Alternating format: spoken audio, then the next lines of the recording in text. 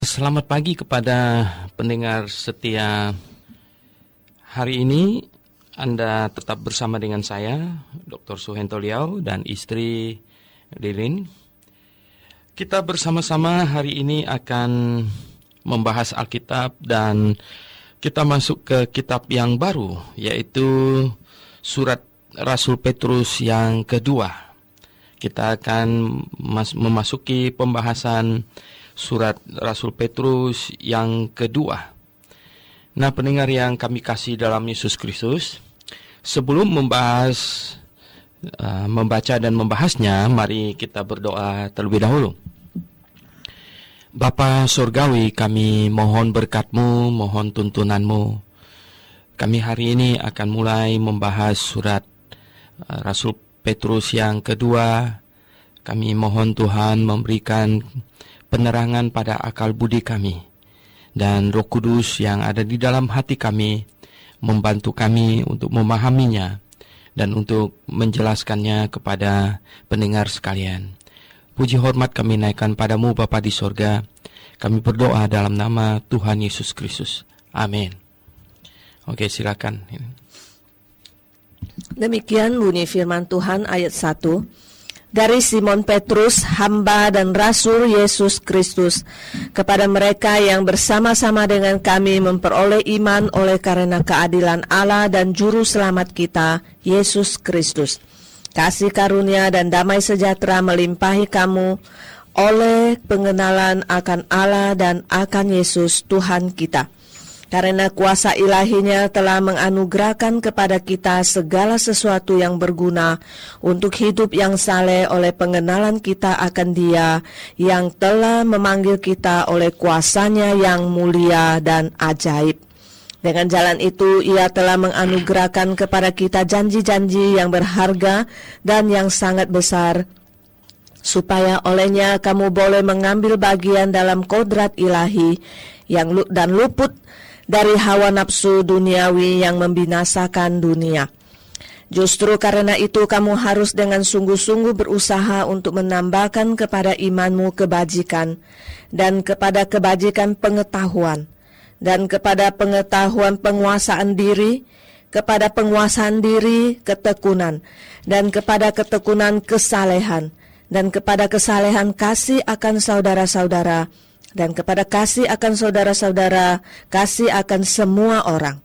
Sebab apabila semuanya itu ada padamu dengan berlimpah-limpah, kamu akan dibuatnya menjadi giat dan berhasil dalam pengenalanmu akan Yesus Kristus, Tuhan kita. Tetapi barang siapa tidak memiliki semuanya itu, ia menjadi buta dan picik, karena ia lupa bahwa dosa-dosanya yang dahulu telah dihapuskan. Karena itu, saudara-saudaraku, berusahalah sungguh-sungguh, supaya panggilan dan pilihanmu makin teguh. Sebab jikalau kamu melakukannya, kamu tidak akan pernah tersandung. Dengan demikian, kepada kamu akan dikaruniakan hak penuh untuk memasuki kerajaan kekal, yaitu kerajaan Tuhan dan Juru Selamat kita, Yesus Kristus. Karena itu, aku senantiasa bermaksud mengingatkan kamu akan semuanya itu, sekalipun kamu telah mengetahuinya dan telah teguh dalam kebenaran yang telah kamu terima. Aku menganggap sebagai kewajibanku untuk tetap mengingatkan kamu akan semuanya itu selama aku belum menanggalkan kemah tubuhku ini. Sebab aku tahu bahwa aku akan segera menanggalkan kemah tubuhku ini, sebagaimana yang telah diberitahukan kepadaku oleh Yesus Kristus Tuhan kita. Tetapi aku akan berusaha supaya juga sesudah kepergianku itu, kamu selalu mengingat semuanya itu. Sebab kami tidak mengikuti dongeng-dongeng isapan jempol manusia, ketika kami memberitahukan kepadamu kuasa dan kedatangan Tuhan kita, Yesus Kristus sebagai Raja, tetapi kami adalah saksi mata dari kebesarannya. Kami menyaksikan bagaimana Ia menerima kehormatan dan kemuliaan dari Allah Bapa, ketika datang kepadanya suara dari Yang Maha Mulia, yang mengatakan, "Inilah anak yang kukasihi, kepadanyalah aku berkenan."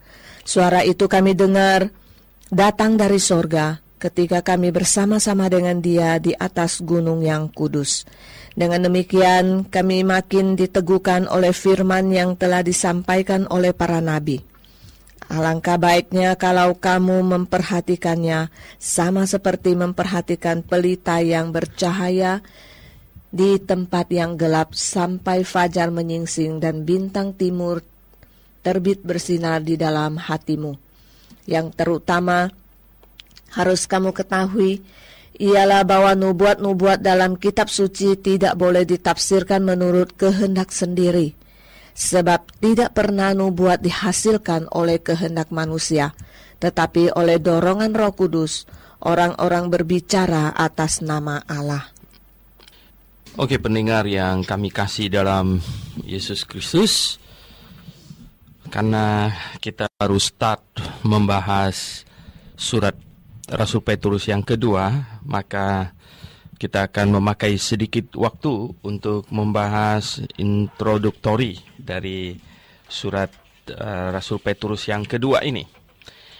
Nah, pendengar yang kami kasih dalam Yesus Kristus, surat 2 Petrus ini adalah surat yang banyak menimbulkan syakwa sangka, terutama di kalangan teolog liberal, ya, karena teolog liberal banyak tidak mau terima bahwa ini tulisan Rasul Petrus. Alasannya adalah hanya masalah style penulisannya berbeda dengan style penulisan di 1 Petrus. Jadi mereka berkata bahwa ini style penulisan di 2 Petrus ini berbeda dengan di 1 Petrus, ya. Dan berdasarkan ini yang utama, ya, mereka menolak surat 2 Petrus ini sebagai asli. Mereka mengatakan ini orang lain yang menulis, hanya memakai Petrus, katanya memakai Petrus punya nama.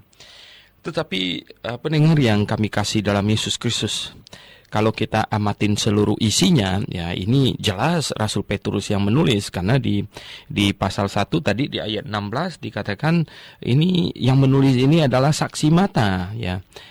Saksi mata, ya, kami bukan menceritakan cerita isapan jempol, tetapi kami ini adalah saksi mata, katanya, saksi mata atas semua yang terjadi itu. Dan dia adalah salah satu yang ikut naik ke atas gunung bersama Tuhan Yesus. Nah, kita tahu dari Injil Matius pasal 17 itu yang ikut naik itu hanyalah Petrus, Yohanes, dan Yakobus. Jadi 3 orang yang naik ke atas gunung itu.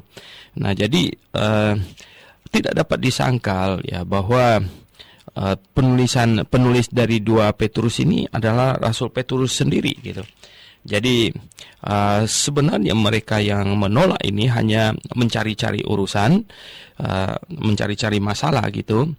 Kalau kita lihat di mengapa berbeda antara 1 Petrus dan 2 Petrus, stylenya itu dapat diselesaikan dengan ini, ya. Kita lihat di 1 Petrus, ya, kalau di 1 Petrus dikatakan ini 1 Petrus itu ditulis atas nih bantuan dari Silwanus, ya, atas bantuan Silwanus ini dituliskannya. Nah, kalau 1 Petrus itu ditulis atas bantuan dari Silwanus, saudara yang kekasih, katanya. Nah, ya jelas 2 Petrus ini berbeda stylenya sedikit, gitu, ya, karena bisa jadi 2 Petrus ini ditulis sendiri oleh Petrus karena lebih pendek memang, atau orang lain lagi yang membantunya, ya, dalam penulisan ini. Artinya Petrus menyebutkannya. Nah, pendengar yang saya kasih dalam Yesus Kristus, mengapa Petrus, Paulus itu sepertinya memakai sekretaris? Itu perlu kita fahami bahwa kalau di usia setua mereka, ya, sudah berumur 60-70 tahun, kalau pada saat itu, ya, itu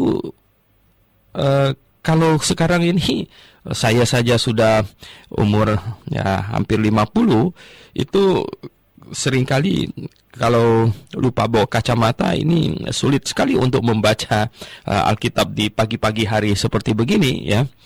Nah, oleh sebab itu ya, kalau mereka perlu memakai sekretaris untuk menulis di zaman mereka belum ada kacamata, itu sangat dimaklumi, sangat difahami bahwa mereka hanya menyebutkannya dan orang lain menuliskannya. Itu sangat dapat kita terima gitu. Oke, pendengar yang saya kasih dalam Yesus Kristus.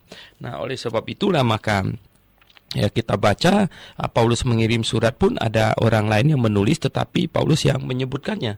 Saya pikir demikian juga dengan Petrus, apalagi surat Petrus ini ditulis di usianya yang lumayan sudah tua gitu. Nah, pendengar yang saya kasih dalam Yesus Kristus, kemudian ya kalau kita tidak meragukan sedikit pun, nanti di dalam pembahasan isinya kita juga ada melihat sidik jarinya Rasul Petrus di dalamnya, seperti yang tadi itu dia katakan bahwa dia adalah salah satu penulis ini adalah salah satu yang ikut naik ke atas gunung.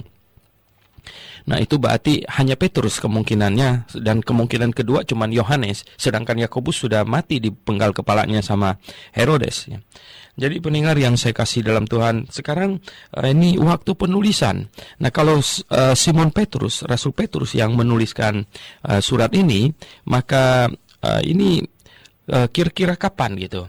Nah, pendengar yang saya kasih dalam Yesus Kristus, kalau 2 Timotius itu adalah swan song dengan Rasul Paulus ya, atau lagu angsanya Rasul Paulus, di mana di situ mengatakan hari kematianku sudah dekat ya, itu disebut lagu angsa.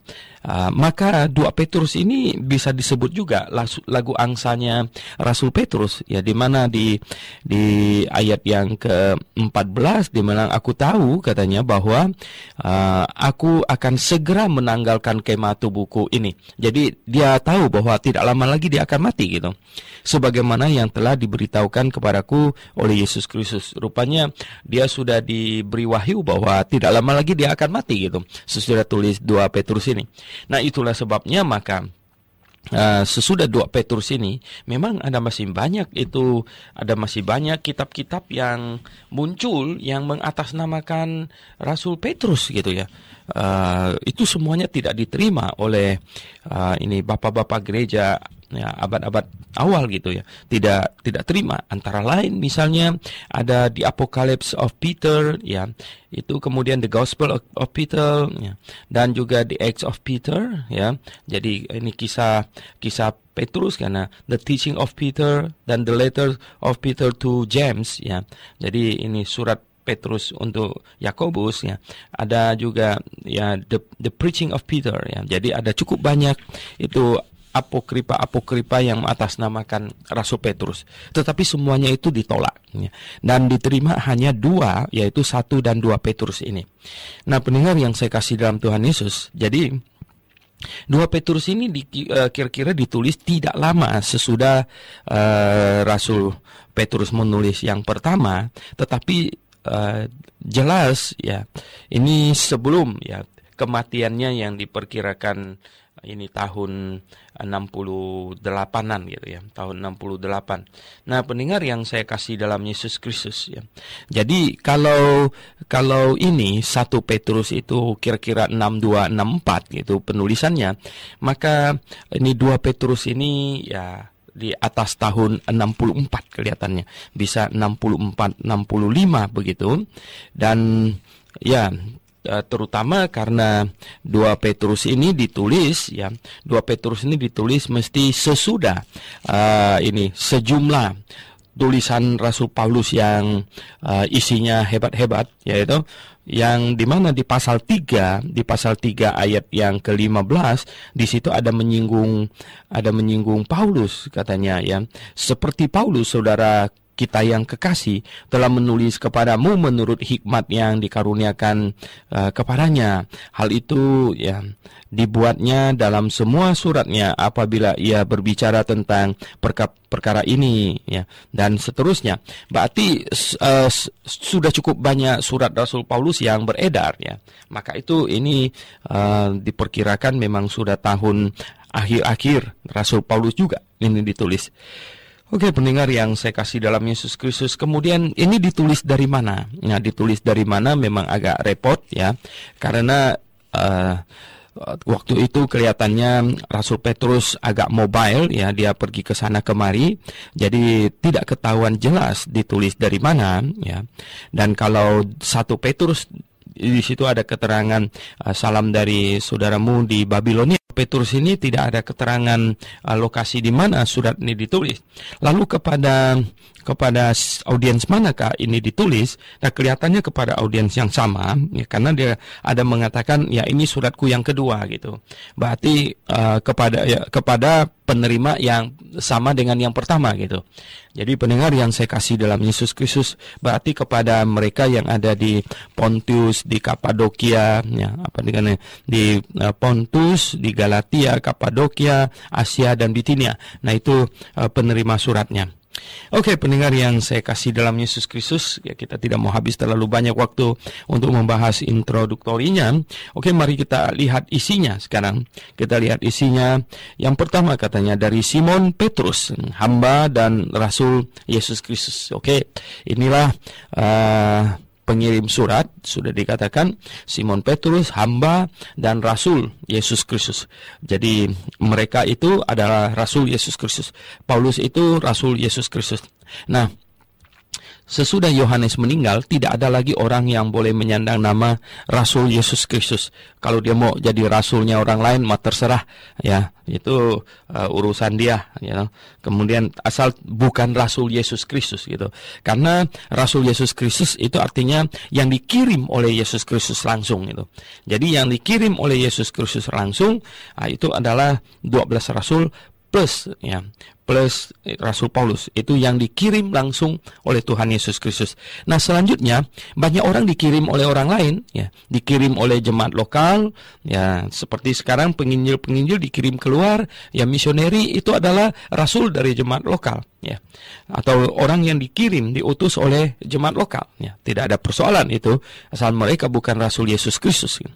Nah, kepada mereka yang bersama-sama dengan kami memperoleh iman karena keadilan Allah dan juru selamat kita Yesus Kristus. Jadi ini kepada mereka yang bersama-sama dengan kami, ya mungkin maksud Rasul Petrus, dia mendengar suratnya yang pertama bukan hanya dibaca oleh mereka yang di Bitinia, Asia, Kapadokia, Galatia, tetapi lebih luas lagi, sehingga di sini walaupun ini dikirim untuk mereka di sana, ya, tetapi ya kepada siapa sajalah yang bersama-sama dengan kami memperoleh iman, ya, memperoleh iman yang percaya kepada Yesus Kristus, ya, oleh karena keadilan Allah dan juru selamat kita Yesus Kristus. Nah, oleh karena keadilan Allah lah maka Yesus Kristus dikirim, ya.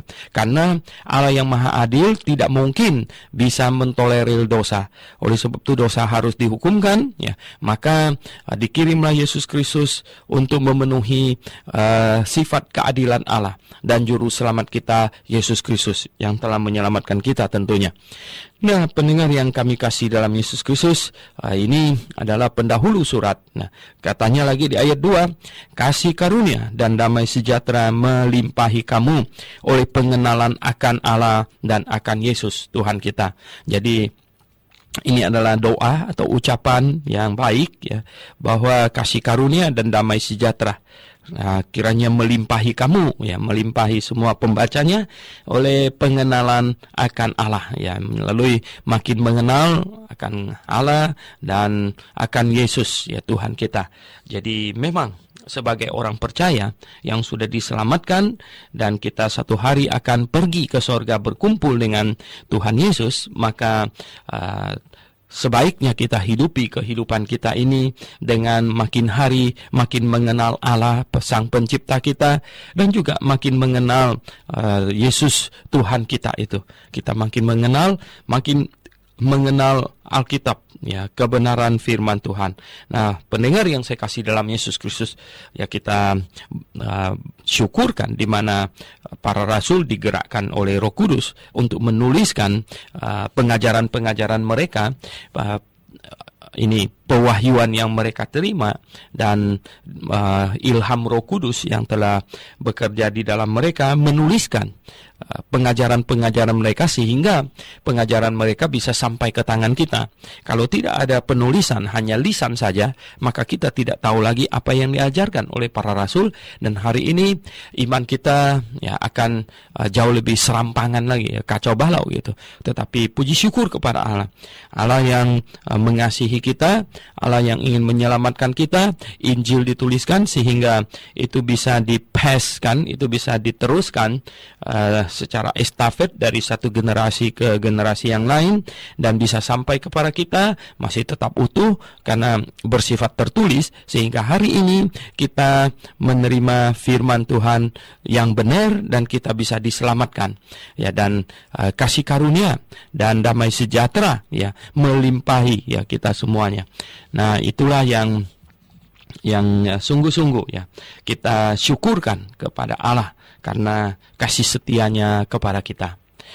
Nah, pendengar yang kami kasih dalam Yesus Kristus, kemudian di ayat 3 dikatakan, karena kuasa ilahinya telah menganugerahkan kepada kita, kuasa ilahinya telah mengaruniakan kepada kita segala sesuatu yang berguna untuk hidup yang saleh. Nah, jadi karena kasih karunia-Nya ya telah mengaruniakan kepada kita segala sesuatu yang berguna. Nah, segala sesuatu yang berguna ya salah satunya bisa berwujud ini tulisan-tulisan para rasul, ini kasih karunia-Nya yang berguna untuk hidup yang saleh, supaya kita bisa hidup kudus, hidup saleh di hadapan Tuhan. Jadi pendengar yang saya kasih dalam Yesus Kristus, ada perintah hidup saleh dari Tuhan, dan kita juga dilengkapi dengan tulisan para rasul, ya firman Tuhan ini, sehingga itu bisa memperlengkapi kita supaya kita hidup saleh, ya oleh pengenalan kita akan Dia. Melalui tulisan-tulisan para rasul dan juga para nabi, jadi perjanjian lama dan perjanjian baru, kita makin mengenal Tuhan Allah kita dengan baik, mengenal juru selamat kita. Dengan demikian kita bisa hidup saleh di dalamnya. Kita makin hari bisa makin mengikuti atau menuruti kehendak Allah dan Yesus Kristus. Nah, pendengar yang kami kasih dalam Yesus Kristus, ya katanya nih kesalehan pengenalan akan Dia yang telah memanggil kita oleh kuasanya. Jadi telah memanggil kita oleh kuasanya yang mulia dan ajaib. Jadi pendengar yang saya kasih dalam Yesus Kristus, saya pikir yang merasakan atau yang sungguh-sungguh mengalami ya kuasa Tuhan yang mulia dan ajaib, penulis surat ini, Rasul Petrus, adalah orang yang sungguh-sungguh bukan hanya mendengar dari orang lain, tetapi betul-betul dia mengalaminya.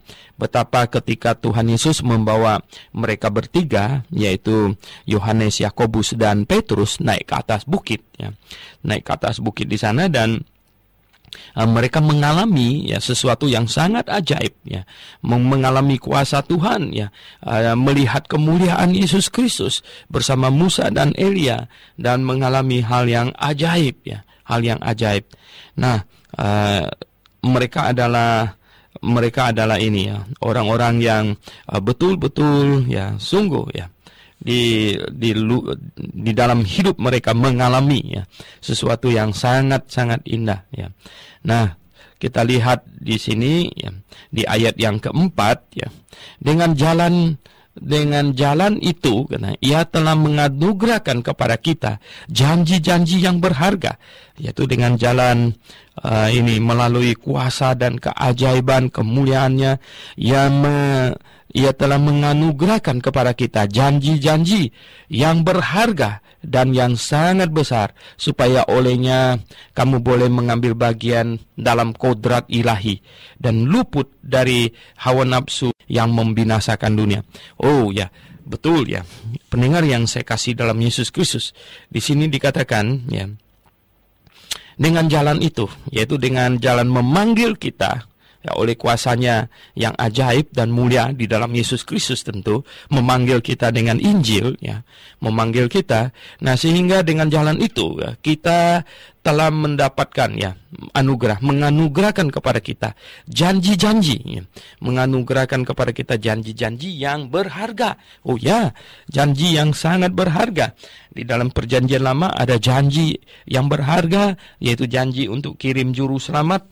Itu adalah janji Allah yang sangat-sangat berharga. Nah, di perjanjian baru ini ada janji. Janji Allah apa? Janji Tuhan Yesus Kristus untuk menyelamatkan setiap orang yang percaya kepadanya, yang bertobat dan percaya kepadanya. Janji Allah Bapa akan menyelamatkan setiap orang yang ada di dalam Yesus Kristus. Jadi pendengar yang saya kasih dalam Yesus Kristus, nah kita ini memakai banyak sekali istilah atau seringkali mengucapkan di dalam Yesus Kristus, di dalam Yesus Kristus. Memang betul ya. Kalau Anda baca surat Efesus, Rasul Paulus pakai itu di situ puluhan kali ya. Di dalam Yesus Kristus, di dalam Yesus Kristus ya, di dalam Dia. Jadi ya kita dipilih ya di dalam Yesus Kristus ya. Jadi Allah memilih Yesus Kristus di dalam kekekalan. Nah, barang siapa yang ada di dalamnya, kita termasuk dalam pilihan. Jadi seperti saya ada banyak gelas di meja saya, jadi saya memilih ini ya, gelas ini. Ketika saya memilih gelas yang satu, maka semua yang ada di dalamnya ikut terpilih ya, ikut terpilih. Jadi begini, Allah memilih Yesus Kristus di dalam kekekalan ya. Memilih Yesus Kristus, dan barang siapa yang kemudian masuk ke dalam Yesus Kristus, dia ada dalam pemilihan. Cara masuknya ke dalam Yesus Kristus melalui bertobat dan percaya kepadanya ya. Jadi Allah memilih Yesus Kristus dan kita masuk ke dalam Yesus Kristus. Jadi kita adalah orang yang diselamatkan kalau kita ada di dalam Yesus Kristus. Nah, bagaimana cara di dalam Yesus Kristus? Bertobat dan percaya kepadanya, maka kita akan ada di dalam Yesus Kristus. Jadi kita akan menerima anugerah, janji yang berharga, yang sangat besar ya. Dan katanya itu sehingga hari ini kita bisa ambil bagian dalam kodrat ilahi katanya. Kodrat ilahi. Jadi kita dilahirkan kembali di dalam Allah, di dalam Yesus Kristus ya, dan luput dari hawa nafsu dunia, sehingga kita memiliki Roh Kudus di dalam hati kita yang memimpin kita ya menyukai hal-hal yang rohani, dan luput dari hawa nafsu duniawi yang membinasakan dunia. Hawa nafsu duniawi yang membinasakan dunia. Jadi kalau kita tetap di dalam hawa nafsu kita tidak ini dalam Yesus Kristus tapi di dalam hawa nafsu, maka kita akan binasa ya bersama dengan dunia ini. Di ayat 5 katanya, justru karena itu ya, justru karena itu kamu harus dengan sungguh-sungguh berusaha, karena kita sudah diberi anugerah janji yang sangat berharga itu ya, dan kita sudah terlepas dari hawa nafsu yang membinasakan dunia. Dan justru ya karena itu kamu harus dengan sungguh-sungguh berusaha. Betul ya, kita harus dengan sungguh-sungguh berusaha. Ada satu ketekunan di dalam diri kita untuk menambahkan kepada imanmu kebajikan. Jadi iman kita itu ya ditambahkan dengan apa? Kebajikan ya. Jadi lakukanlah sesuatu yang benar, yang bajik gitu ya. Dan kepada kebajikan ya pengetahuan. Nah, kita perlu belajar firman Tuhan seperti yang kita lakukan pagi hari ini, yaitu belajar firman Tuhan ya, katanya, supaya kita ini pengetahuan, menambahkan pengetahuan, dan kemudian pengetahuan kita ditambahkan dengan penguasaan diri. Wah, kalau punya pengetahuan tidak punya penguasaan diri bisa repot itu ya. Karena kita perlu ya ada penguasaan diri. Ya, penguasaan diri bahasa lamanya disebut ini tahan nafsu ya. Jadi jangan berpengetahuan tapi tidak tahan nafsu. Nah, ini repot sekali. Dan kepada pengetahuan penguasaan diri, dan kepada penguasaan diri ketekunan ya, ketekunan. Jadi lihatlah ya, ini iman yang penuh dengan kebajikan ya, kebajikan kebajikan yang penuh dengan pengetahuan, ya, dan pengetahuan yang penuh dengan ini penguasaan diri, dan penguasaan diri yang penuh dengan ketekunan, ya. Ketekunan, kalau bicara soal ketekunan itu adalah suatu sikap bertahan, ya, sikap bertahan. Kalau bekerja dengan tekun itu artinya terus menerus gitu, tekun, ya, kemampuan bertahan, sikap bertahan. Dan kepada ketekunan, kesalehan, ya. Jadi ketekunan yang penuh dengan kesalehan. Jadi hidup kudus, ya, saleh, ya. Hidup senantiasa berbakti kepada Allah. Hidup senantiasa melakukan segala sesuatu kepada Allah, ya. Dan di sini dikatakan, ya, dan kepada kesalehan kasih akan saudara-saudara. Nah, hidup saleh, ya, juga hidup mengasihi saudara-saudara, ya, hidup mengasihi saudara-saudara, dan kepada kasih akan saudara-saudara, kasih kepada semua orang. Kasih kepada semua orang. Ya, tentu kasih kepada saudara dulu, ya. Kasih kepada saudara, kemudian baru mengasihi, ya, semua orang. Nah, pendengar yang saya kasih dalam Yesus Kristus, lihat urut-urutannya itu, ya, urut-urutannya. Iman dulu, ya. Iman utama, tetapi iman harus ada perbuatan, ya. Maka itu iman disertai dengan kebajikan, ya.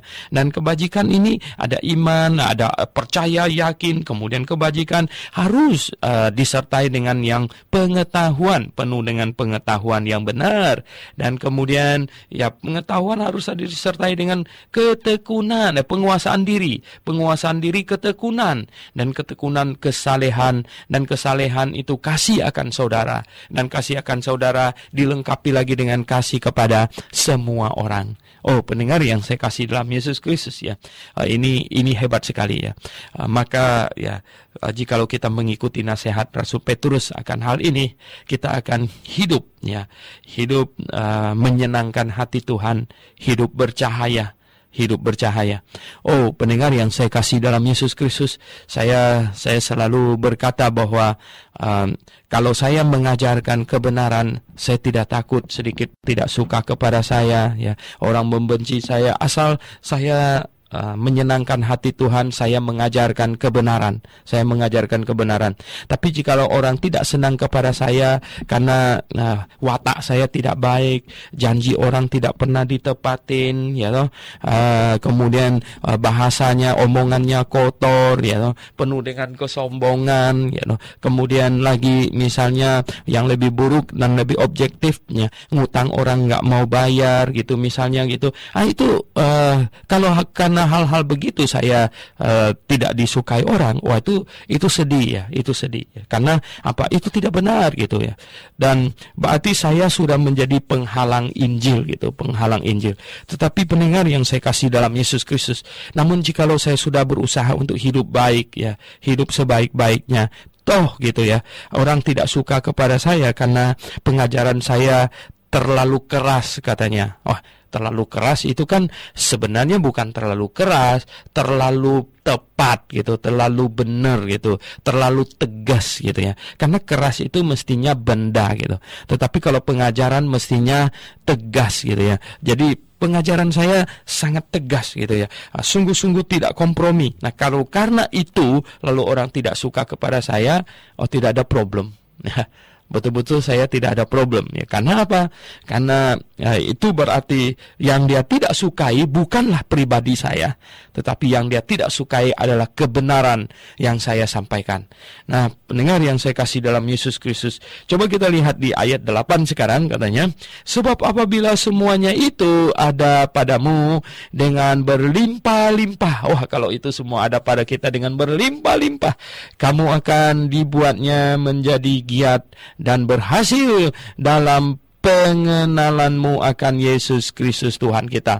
Oh, maka kita akan dibuatnya berhasil mengenal, ya, menjadi giat dan berhasil mengenal, ya, dalam pengenalan kita akan Yesus Kristus. Oh, sungguh, ya, maka kita akan semakin mengenal Tuhan, dan tentu, ya, semakin menyenangkan hati Tuhan juga kalau kita berlimpah dengan hal-hal itu tadi, itu iman, ya, kemudian ada kebajikan, ada pengetahuan, ada penguasaan diri, ada ketekunan, ya, ada kesalehan, ada kasih akan saudara, dan ada kasih akan semua orang. Dan kemudian di ayat 9 dikatakan, tetapi barang siapa ya tidak memiliki semuanya itu. Nah, kalau tidak memiliki semua itu ya, ia menjadi buta dan picik. Ya, kalau tidak memiliki itu jadi buta dan picik. Oh, pendengar yang saya kasih dalam Yesus Kristus, biasanya kalau orang tidak memiliki hal-hal yang disebutkan oleh Rasul Petrus itu, nah kemudian ya dia ditegur orang gitu, dia akan marah, dan biasanya begitu itu matanya makin buta. Dia tidak dapat melihat kesalahan dirinya, dia tidak dapat melihat kekurangan dirinya. Mungkin dia masih bisa melihat barang-barang di luar itu, makanan bisa lihat, dia bisa nyetir mobil dan lain sebagainya, tapi sesungguhnya dia adalah buta terhadap dirinya sendiri. Karena dia tidak dapat melihat kekurangan dirinya, dia tidak dapat melihat ya bahwa dia dalam keadaan prihatin, ya maka dia buta dan picik katanya. Karena ia lupa katanya bahwa dosa-dosanya yang dahulu telah dihapuskan. Orang yang demikian adalah orang yang lupa ya bahwa dosa-dosanya sudah dihapuskan dan sekarang dia harus hidup benar di hadapan Tuhan ya. Bahwa jikalau sekarang ini kalau dia berdosa, dia menyakiti hati Tuhan yang telah menanggung semua dosanya. Jadi setiap orang Kristen harus ya menaruh pengetahuan ini di dalam hatinya bahwa setiap kali kalau dia jatuh ke dalam dosa, dia menyakiti hati Tuhan. Nah, ingat pada saat kita bertobat dan percaya kepada Tuhan Yesus, semua dosa kita yang dulu sampai yang terakhir itu sudah ditanggung Tuhan Yesus di atas kayu salib. Karena konsepnya itu bukan ditanggung item per item. Konsepnya itu adalah Yesus menggantikan saya dihukum di atas kayu salib dan saya menggantikannya hidup. Ya, jadi kalau saya jatuh ke dalam dosa, kalau saya berbuat dosa lagi, maka saya menyakiti Tuhan Yesus yang telah menggantikan saya dihukum.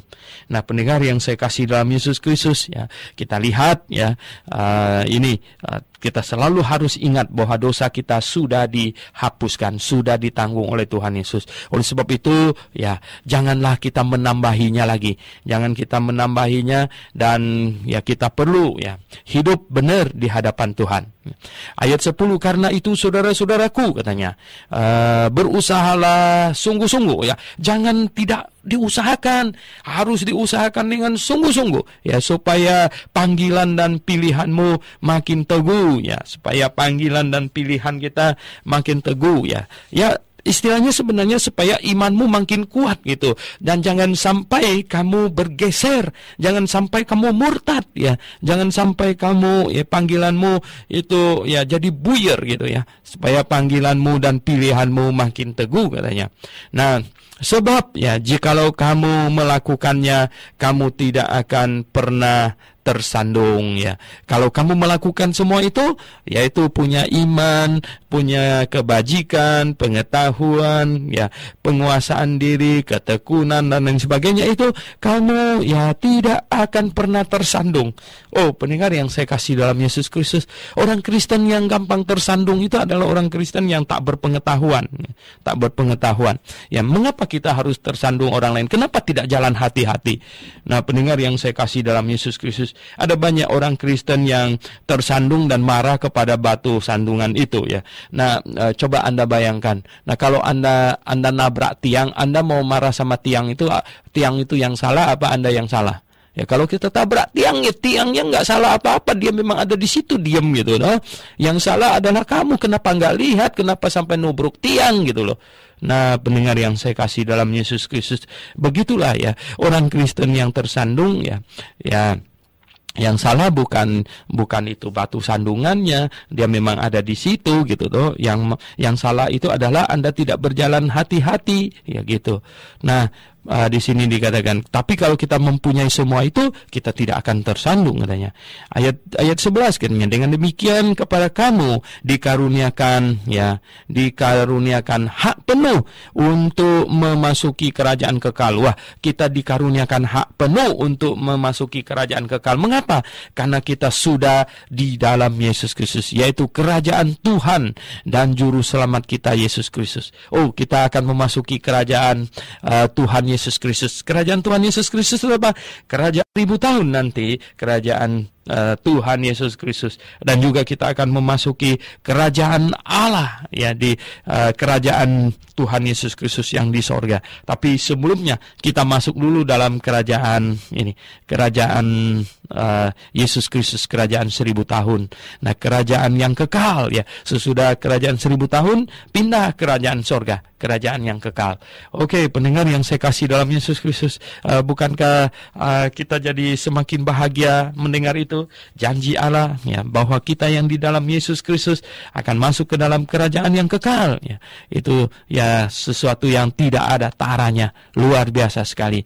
Nah, kemudian di ayat 12 dikatakan, karena itu aku senantiasa bermaksud mengingatkan kamu akan semuanya itu. Oh ya, ya, sebagai orang tua, ya, mengingatkan kepada yang muda adalah hal yang sangat pantas.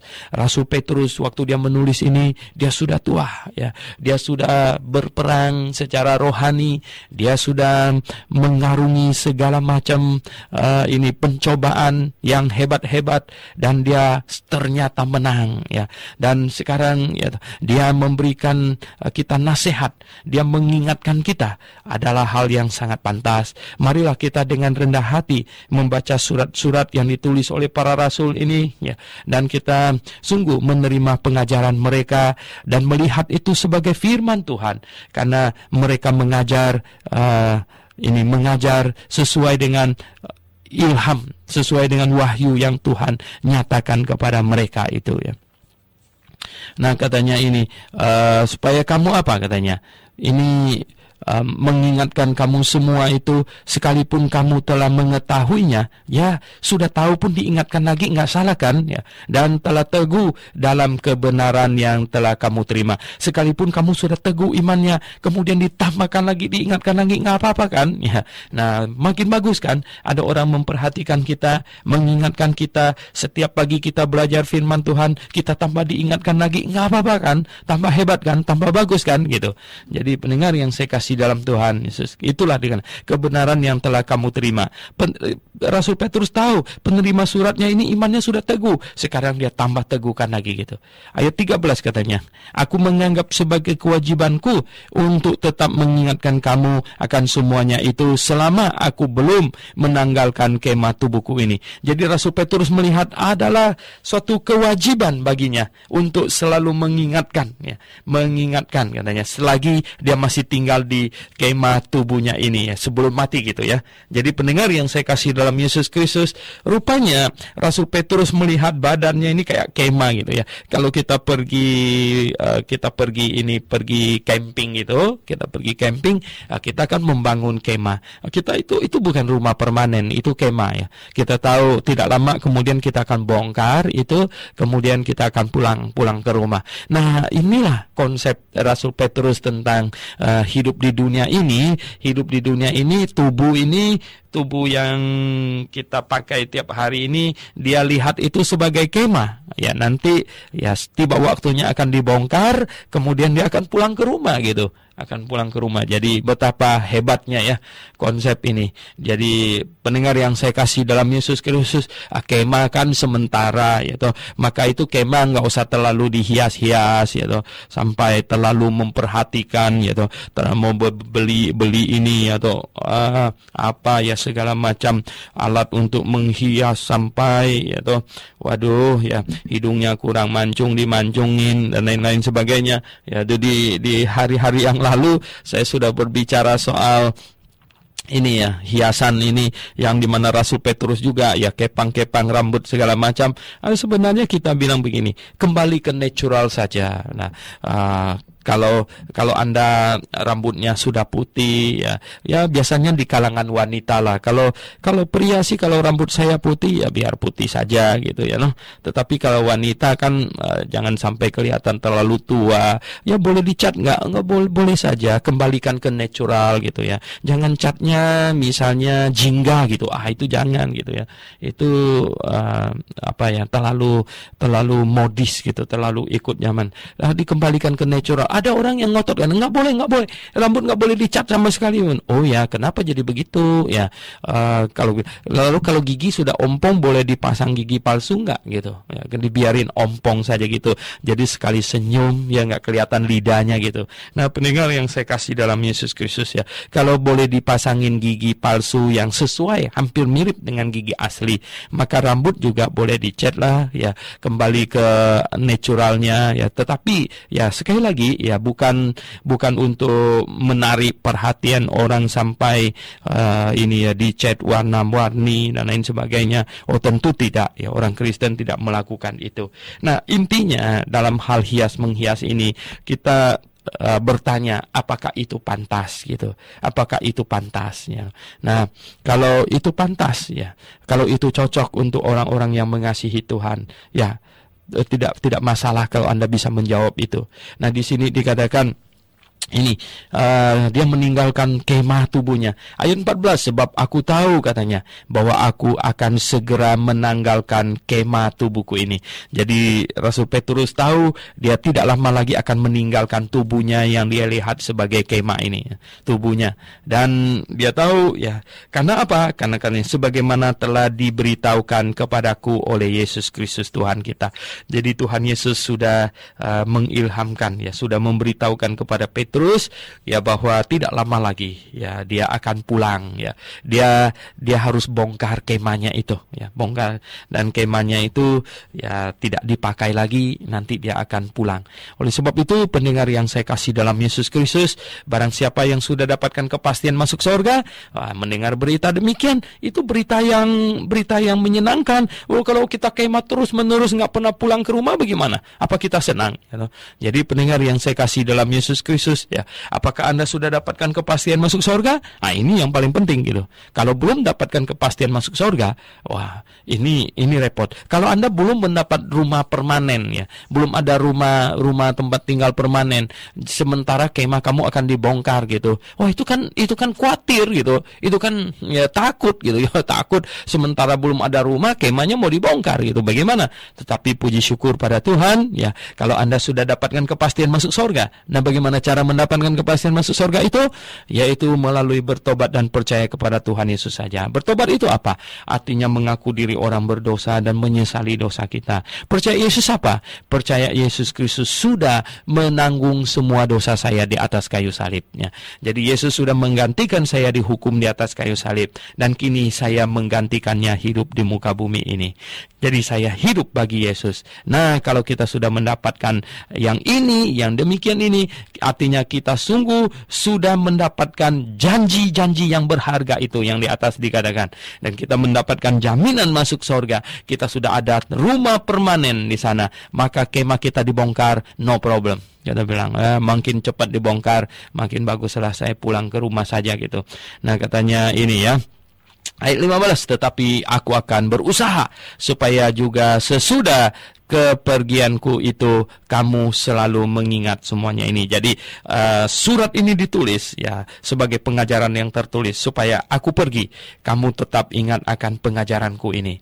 Oleh sebab itulah pendengar yang saya kasih dalam Yesus Kristus, saya menyisihkan waktu juga untuk menulis ya, untuk menulis buku supaya nanti kalau saya sudah pergi, tidak ada bersama dengan Anda lagi, Anda bisa membaca buku-buku saya. Dan sekarang pun kalau Anda mau imanmu bertumbuh dengan baik, dengan sehat, saya telah menulis buku-buku untuk menolong, untuk menjelaskan firman Tuhan kepada Anda semua.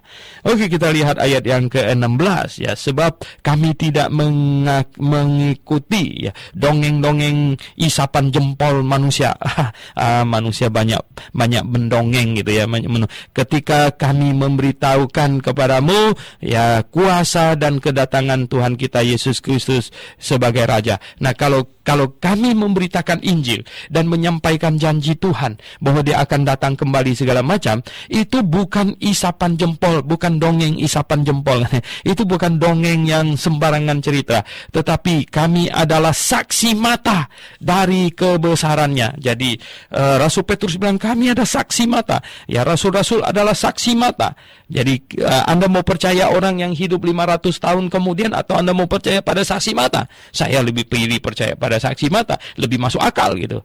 Ya, kami menyaksikan bagaimana ia menerima kehormatan dan kemuliaan dari Allah Bapa. Jadi Petrus menyaksikan bagaimana Tuhan Yesus menerima kehormatan dan kemuliaan dari Allah Bapa. Ketika datang kepadanya suara dari Yang Maha Mulia, ada suara Yang Maha Mulia yang mengatakan, inilah anak yang kukasihi, kepadanya lah aku berkenan. Nah, Petrus mendengar suara itu. Ketika kapan katanya? Suara itu kami dengar katanya, datang dari sorga ketika kami bersama-sama dengan dia di atas gunung yang kudus. Nah, kalau Anda mau tahu peristiwa itu, bisa buka di dalam Injil Matius pasal 17. Di situ ada catatan bagaimana Tuhan Yesus membawa Petrus, Yakobus dan Yohanes naik ke atas gunung, dan di situ bertemu dengan Elia ya, dan Petrus mendengar suara ini. Bahkan Petrus yang berkata dia mau mendirikan tenda untuk Tuhan Yesus dan untuk untuk Musa dan Elia juga. Ya, dia berkata tanpa mengerti kebenaran waktu itu. Sekarang dia bilang apa? Dia dengar itu ya. Nah, suara itu kami dengar katanya datang dari sorga ya, ketika kami berada di atas gunung. Nah, pendengar yang saya kasih dalam Yesus Kristus. Kemudian ayat 19 katanya, dengan demikian kami makin diteguhkan oleh firman yang telah disampaikan oleh para nabi. Jadi begini, dengan demikian kami makin diteguhkan oleh firman, dan lengkap dengan semuanya itu ditambah firman yang disampaikan oleh para nabi, maksudnya kitab Perjanjian Lama, sehingga imannya makin teguh katanya. Imannya makin teguh. Alangkah baiknya kalau kamu memperhatikannya sama seperti memperhatikan pelita yang bercahaya di tempat yang gelap ya, sampai fajar menyingsing dan bintang timur terbit bersinar di dalam hatimu. Oh, kalau memperhatikan ya, memperhatikan semua peristiwa-peristiwa yang telah dicatat dalam Injil dan juga pengajaran yang disampaikan oleh para nabi, dan kita perhatikan semua itu, alangkah katanya ya, alangkah baiknya itu, alangkah baiknya. Jadi kita memperhatikannya seperti kita memperhatikan pelita yang bercahaya katanya di tempat yang gelap. Oh, pelita yang bercahaya di tempat yang gelap, maka kita tidak bisa menghindar dari memperhatikan. Kita kena dia punya sinar ya. Jadi pendengar yang saya kasih dalam Yesus Kristus ya, kalau kita memberi perhatian katanya seperti itu, dan sungguh-sungguh memperhatikan sampai fajar menyingsing dan bintang timur ya, Tuhan Yesus yang dengan bintang timur terbit ya, bersinar di dalam hati kita ya, bintang timur terbit bersinar di dalam hati kita. Oh, sungguh ya, indah sekali. Nah, pendengar yang saya kasih dalam Yesus Kristus, kemudian dia katakan yang terutama harus kamu ketahui, yang terutama harus kamu ketahui ialah bahwa nubuat dalam kitab suci tidak boleh ditafsirkan menurut kehendak ya sendiri. Nubuat tidak boleh ditafsirkan sekehendak hati. Anda harus mengetahui alurnya dengan baik. Menafsirkan firman Tuhan itu tidak boleh sembarangan, ya, tidak boleh sembarangan. Nah, saya ada menulis sebuah buku yang berjudul ya, Cara Menafsirkan Alkitab dengan Tepat dan Benar ya. Nah, di situ ada metode-metode menafsirkan yang benar gitu, yang benar. Nah, katanya di ayat 20, sebab tidak pernah nubuat dihasilkan oleh kehendak manusia, tetapi oleh dorongan Roh Kudus orang-orang berbicara atas nama Allah. Jadi pendengar yang saya kasih dalam Yesus Kristus, mengenai nubuatan Perjanjian Lama ya, kita mesti lihat ya, kita mesti lihat ini Perjanjian Baru. Di sini ada pengaplikasiannya, ada nubuatan, penggenapan nubuatannya. Jadi sebagian nubuat Perjanjian Lama telah digenapi di dalam Perjanjian Baru, sudah ada penulisannya, rujukannya, dan ada masih banyak juga yang kita nantikan ke depan. Nah, pendengar yang saya kasih dalam Yesus Kristus, bagaimanakah cara menafsirkan Alkitab yang benar dan tepat itu ya? Nah, saya kasih beberapa saja ya. Yang pertama, kita harus menafsirkannya secara literal kalau itu masih masuk akal secara literal. Dia tidak valid atau tidak boleh ditafsirkan secara alegorikal ya, sebab kalau ayam kita mesti tafsirkan itu betul ayam gitu. Kalau 1000 kita mesti tafsirkan itu 1000. Kalau itu dikatakan ini ya, hari ini itu harus ditafsirkan hari ini gitu. Jadi pendengar yang saya kasih dalam Yesus Kristus, kecuali sudah kita tahu artinya jelas bahwa itu kiasan, seperti Tuhan Yesus bilang ya, biarlah orang mati menguburkan orang mati mereka. Nah, jelas orang mati yang pertama itu maksudnya mati rohani. Jadi begini, kalau selagi masih bisa ditafsirkan secara literal, harus ditafsirkan secara literal, tidak boleh secara alegorikal. Nah, kemudian syarat yang lain lagi yang harus diperhatikan itu adalah bahwa Alkitab tidak pernah bertentangan dengan akal sehat. Ya, Alkitab tidak pernah bertentangan dengan akal sehat. Mengapa? Karena akal sehat kita diciptakan oleh Tuhan dan Alkitab ditulis oleh Roh Kudus. Jadi dia compatible, dia sejajar, dia harmonis ya. Nah, ini selalu harus diperhatikan. Dan kemudian ya Alkitab satu dengan yang lain karena harmonis, maka kita harus tidak boleh membuat Alkitab bertentangan. Ya, satu ayat dengan ayat yang lain itu tidak boleh saling bertentangan. Nah, begitulah ini poin-poin utama kalau kita mau menafsirkannya. Dan kalau Anda mau tahu lebih banyak, Anda mesti beli buku itu, yaitu cara menafsirkan Alkitab secara benar dan tepat itu. Anda pasti bisa dapatkan di toko buku Grafe di sini. Ya. Oke, pendengar yang kami kasih dalam Yesus Kristus, pembahasan surat 2 Petrus pasal 1 sampai di sini. Mari kita berdoa. Bapa di sorga, kami mengucap syukur atas kasih-Mu kepada kami. Puji hormat kami naikkan padamu. Kiranya Tuhan, Engkau memberkati semua pendengar. Biarlah kami makin bertumbuh di dalam pengenalan akan Engkau ya Bapa, akan Tuhan kami Yesus Kristus, Juru Selamat kami. Kami makin teguh di dalam kebenaran. Puji hormat kami naikkan padamu. Dalam nama Tuhan Yesus Kristus kami berdoa. Amin.